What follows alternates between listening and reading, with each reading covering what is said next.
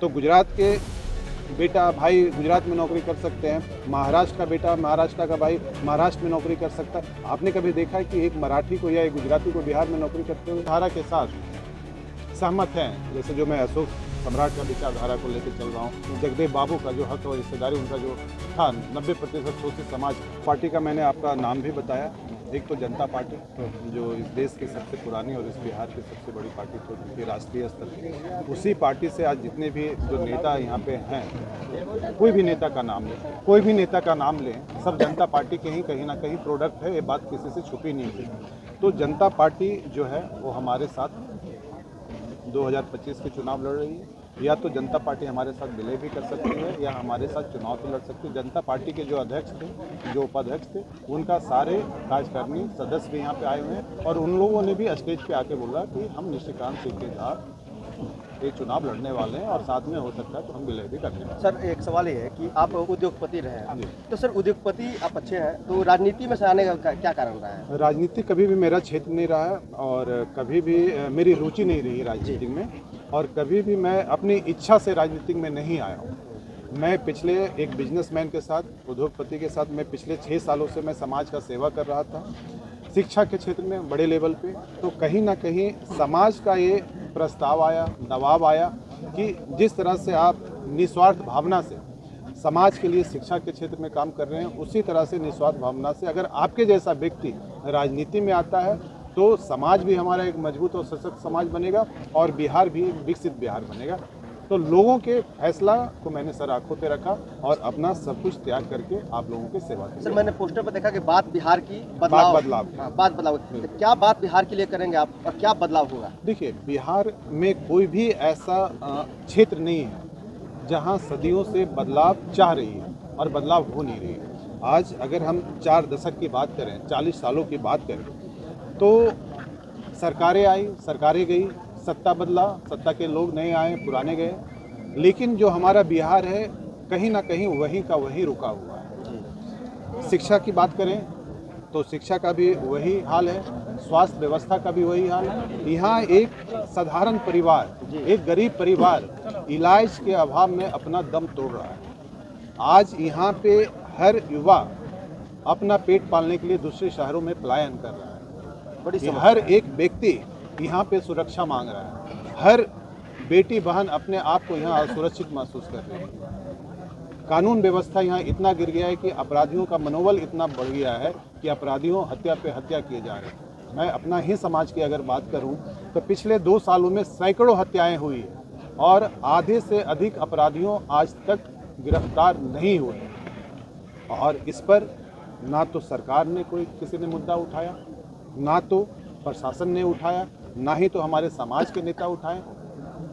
तो यहाँ पे बिहार में अब तो जान की कोई कीमत ही नहीं रही। सर आपके पास पलायन और बेरोजगार के लिए क्या कुछ एजेंडा है? क्योंकि आप बहुत सारा एजेंडा है। ऐसा बहुत सारा ऐसा काम है जो कि हम बिहार में करके पलायन को रोक सकते हैं। अगर दूसरे शहरों में, दूसरे राज्यों में पलायन रुक सकता है तो बिहार में क्यों नहीं रुक सकता?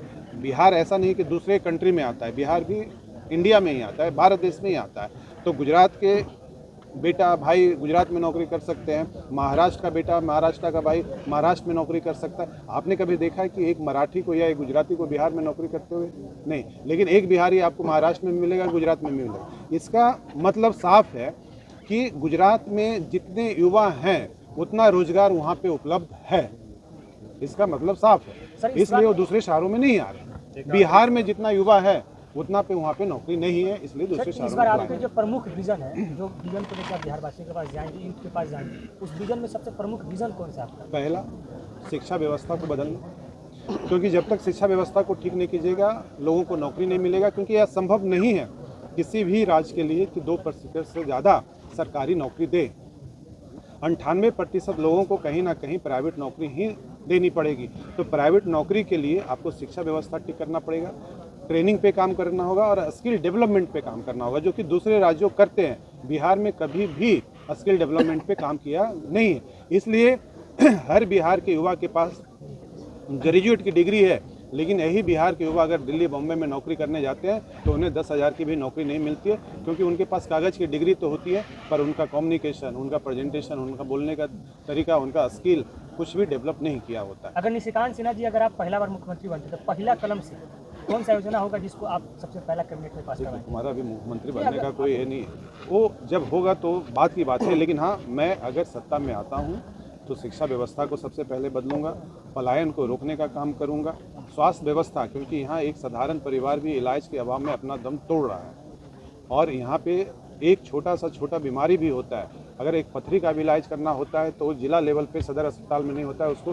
पीएमसीएच, एम्स और एनएमसीएच जैसे अस्पताल में आना पड़ता है। तो स्वास्थ्य व्यवस्था को ठीक करना, यहाँ महिलाओं को समान अधिकार देना, और किसान, जिस किसान के मेहनत से, किसान अगर देखा जाए तो बिहार की रीढ़ है, देश की रीढ़ है, लेकिन एक किसान इतना मेहनत करने के बावजूद कर्जदार है, कर्जा में डूबा हुआ है। तो किसानों के लिए अच्छा, उनके लिए फैसला सुनाना, उनके हक में सुनाना, उनको सही, उनकी जो मेहनत की जो कीमत है उनको सही कीमत देना, महिलाओं को सम्मान देना, पलायन रोकना, ये सब हमारा मेन एजेंडा सर रहेगा। आपने कहा कि एक आखिरी सवाल कि बात में समाज और कुशवाहा की बात आती है, तो ऐसे में सम्राट चौधरी उपेंद्र कुशवाहा पहले से मौजूद है, लेकिन अगर ये देखा जाए कि बिहार में जिस तरीके से आबादी है, उस आबादी के हिसाब से हिस्सेदारी नहीं है, आप उसको किस तरीके से लेकर? देखिए, हमारे समाज में सिर्फ उपेंद्र कुशवाहा जी या सम्राट चौधरी ही नहीं, हमारे समाज में बहुत सारे ऐसे नेता, हर दल में कोई भी ऐसा राजनीतिक दल नहीं है जहाँ पे हमारे समाज के नेता नहीं है। आलोक मेहता भी हैं, अभय कुशवाहा भी हैं, आपका उपेंद्र कुशवाहा भी हैं, उमेश कुशवाहा भी हैं, तो ऐसे करीब 50 नेता हैं जो कि हमारे समाज के। लेकिन जितने भी नेता, ये हमारे समाज का दुर्भाग्य है, मैं सच कहूँ तो, कि जितने भी नेता आए वो सिर्फ और सिर्फ अपने